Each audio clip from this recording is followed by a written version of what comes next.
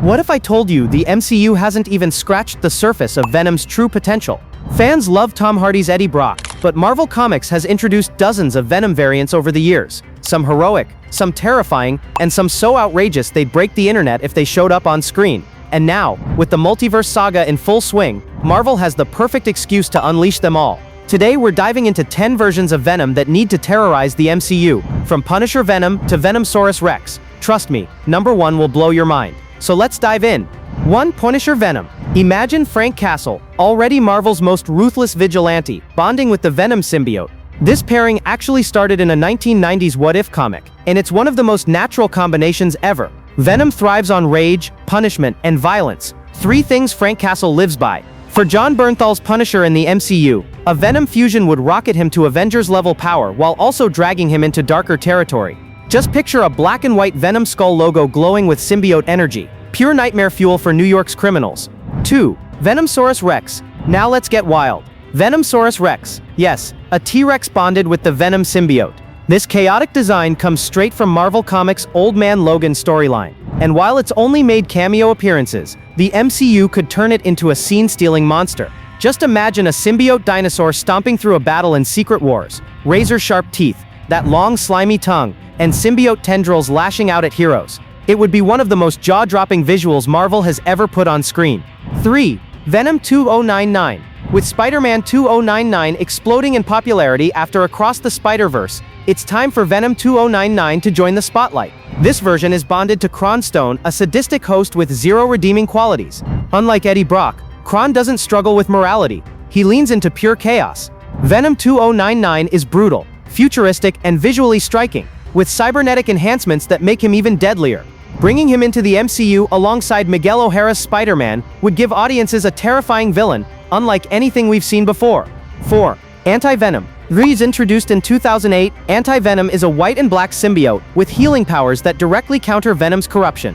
Both Eddie Brock and Flash Thompson have worn the Anti-Venom suit, and it's one of the coolest redesigns Marvel has ever made. The MCU could reinvent Anti-Venom as a force of balance, maybe even as a counter to Kang's multiversal chaos. His sleek design and ability to purify other symbiotes would make him a perfect wildcard in future Avengers movies. 5. Venom Hulk. Now this is terrifying. Venom Hulk. We've seen glimpses of this in Marvel lore, but the MCU could take it to another level. Imagine the Hulk's raw gamma-powered strength combined with Venom's feral rage. Mark Ruffalo's Hulk hasn't had a big storyline since Endgame, and this could give him one. In Secret Wars, if Hulk bonds with Venom, the Avengers might not just be fighting Dr. Doom, they'd have to survive their own unstoppable teammate turned monster. 6. Venompool. If you thought Deadpool was chaotic now, wait until you meet Venompool.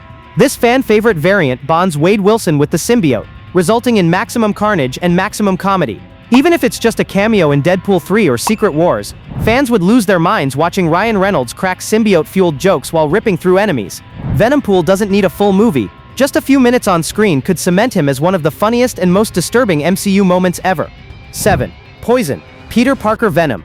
Here's where things get darker. Poison. In an alternate what-if story, Peter Parker reunites with the Venom symbiote, and instead of resisting it, he's consumed entirely. The result? A corrupted Spider-Man with Venom's hunger and Peter's full powers. This would be the perfect villain for Tom Holland's Spider-Man, if Tom Hardy's Venom ever crossed into the MCU. Watching Spider-Man fight a twisted version of himself, powered by the symbiote, would be one of the most emotional and intense battles in the entire franchise.